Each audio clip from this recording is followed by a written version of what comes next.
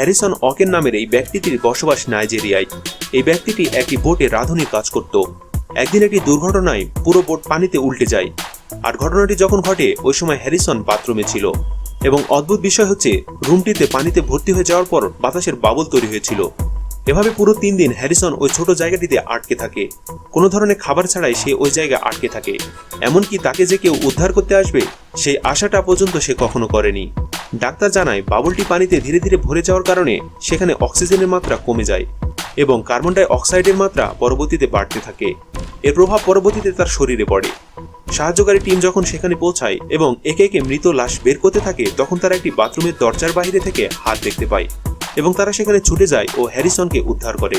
Harrison জানায় এখনো সে ওই ঘটনাটি ভুলতে পারেনি, যেটা কিনা তাকে দুঃস্বপ্নের মতো তাড়া করে বেড়ায়। এবং সে এটাও প্রতিজ্ঞা করে যে ভবিষ্যতে সে কখনোই আর সমুদ্রে যাবে না। তবে আশ্চর্যের বিষয় হলো, পুরো বোটে 12 জনের মধ্যে একমাত্র হ্যারিসনই জীবিত ছিল।